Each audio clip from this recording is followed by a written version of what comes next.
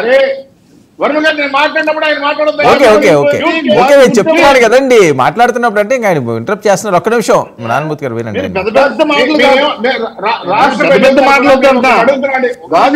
గాజు పగిలిపోయింది, గుర్తే లేకుండా పోయింది.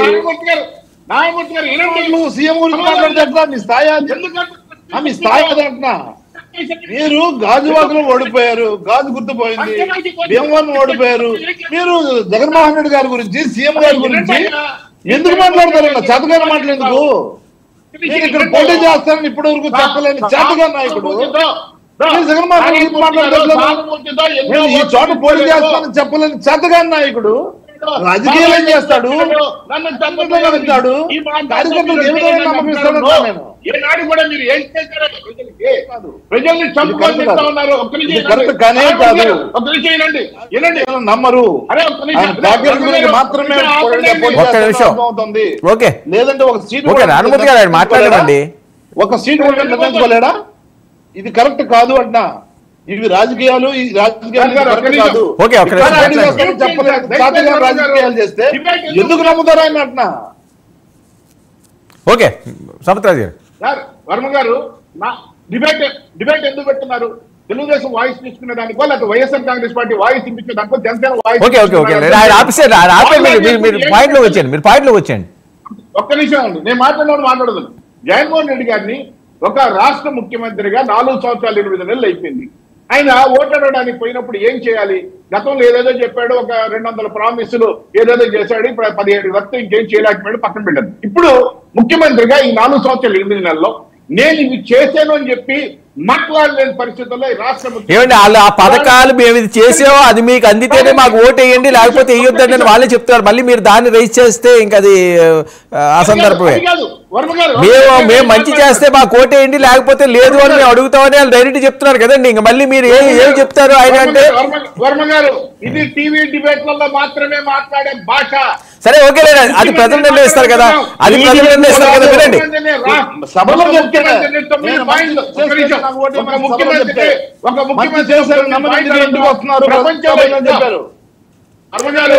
సంపత్రాజు గారు ఒక్క పాయింట్, ఒక్క నిమిషం నారాయణమూర్తి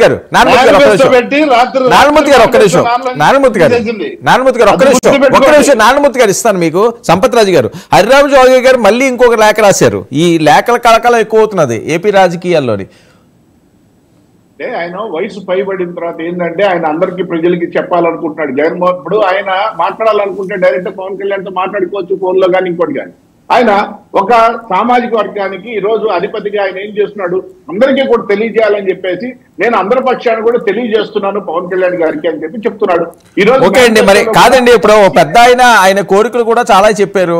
పవన్ కళ్యాణ్ గారికి పవర్ షేరింగ్ ఇవ్వాలి లేకపోతే ఇన్ని సీట్లు ఇవ్వాలి ఇలాంటివి చెప్పారు. మరి ఆ కోరిక కూడా నెరవేరుస్తారు కదా పెద్ద ఆయన కదా కాపు సామాజిక వర్గానికి. ఒక్క నిమిషం ఆ ఒక్క వ్యక్తి అడిగాడనే కాదండి, జన సైనికులు కూడా అడుగుతున్నారు. జన సైనికులు కూడా జనసేన పార్టీ మొత్తం కూడా రాష్ట్రం మొత్తం అడుగుతారండి. అది పవన్ కళ్యాణ్ గారు తీసుకునే నిర్ణయాన్ని బట్టి ఉంటుంది ఒక రాష్ట్ర అధ్యక్షుడిగా.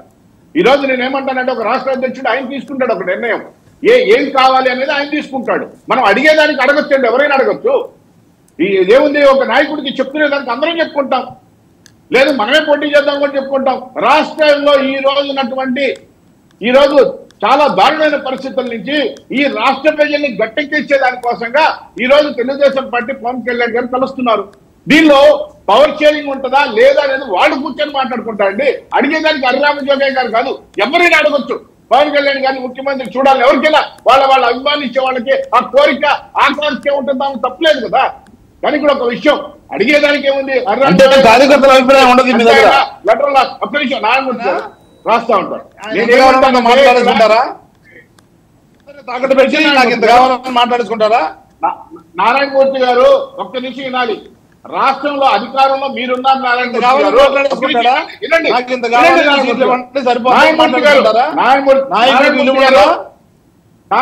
గారు ఒక్క నిమిషం ఇన్ని తర్వాత మీరు మాట్లాడండి. నేనేమడుగుతున్నానంటే వివేకానంద రెడ్డి గారిని చంపింది ఎవరు అని అడుగుతున్నాను. నువ్వు చేతలైతే చెప్పవా? నువ్వు మీకు చేతలైతే చెప్పండి ఎవరు చెప్పారు? తెలుగుదేశం నాయకులు అంటున్నా, నేను తెలుగుదేశం నాయకులు అంటున్నా. అక్కడ కుట్రలు పని వాళ్ళు లావాదేవీలు వ్యాపార లావాదేవీల్లో మీకు సిగ్గు జరుగుంటారా? నేను చెప్తున్నాను వ్యాపార లావాదేవీల్లో తెలుగుదేశం నాయకులు చంపి వాళ్ళు మాయం చేశారు. ఎప్పుడు జరిగింది ఇది? తెలుగుదేశం కాదు రాష్ట్ర జరిగింది.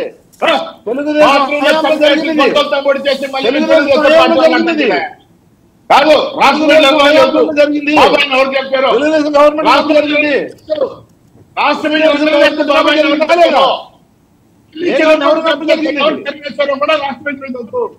రాష్ట్ర ప్రజలకు అన్ని తెలుసు. రాష్ట్ర ప్రజలకు అన్ని తెలుసు నారాయణమూర్తి గారు. తెలీదు ఏ గవర్నమెంట్ జరిగింది? కళ్ళు మూసుకొని ఏ గవర్నమెంట్ జరిగింది? ఎన్టీ రామారావు గారు రాష్ట్ర ప్రజలకు తెలుసు. ఎప్పుడు జరిగింది? ఎవరు చెప్తారో రాష్ట్ర ప్రజలకు తెలియాలి కదా. ఈ రాష్ట్రంలో జరిగే ఈ రాష్ట్రంలో అవినీతి రాష్ట్ర ప్రజలకు తెలుసు. ఈ రాష్ట్రంలో జరిగే దోపిడీ రాష్ట్ర ప్రజలకు తెలుసు. ఎన్టీ రామారావు తెలుసు. ఏందా మీరు మాట్లాడేది? మీకు చేతనైతే తెలుసు. ప్రజలు మాట్లాడే మాటలకి సమాధానం చెప్పవా? అధికారంలో ఉన్నాడు, అధికార ప్రతినిధిగా వచ్చావు. మేము మాట్లాడే మాటలకి మేము అడిగే సమాధానం చెప్పలేదు. ఏదంటే ఆలోచించుకోవాలి. నేను మీరు ఏది నారాయణమూర్తి గారు దానికి ఏం చేశారు? జనం చేసిన అర్థమైంది. జనం అర్థమైంది కదా. జనం తెలుసు కదా. జగన్మోహన్ రెడ్డి గారు తెలుగుదేశం పార్టీ వాళ్ళు, కాంగ్రెస్ పార్టీ వాళ్ళు కేసులు బనాయించి జైలుకు పంపించారు కదా. దానికి ప్రజలు శిక్షించారు కదా. అంటే మిమ్మల్ని శిక్షించారు, కాంగ్రెస్ పార్టీని శిక్షించారు. ఉంది నారాయణమూర్తి గారు, మీకుంది రేపు తప్పుడు కేసులు పెట్టినందుకు వస్తారు ప్రజలు. చర్మం వాళ్ళు వస్తారు. మీకు చర్మం వాళ్ళు వస్తారు. ఎన్ని కుట్రలు మా తరపున చర్మం వదిలేస్తారు. మీకు చర్మం వలిచి చెప్పులు కొట్టుకుంటారు రాష్ట్ర ప్రజలు. మీరు చూస్తా ఉండండి. మీ ఎమ్మెల్యేలు ప్రజలు బుద్ధి చెప్తారు. చూద్దాం. ఎప్పుడు గట్టిగా వలుస్తారు.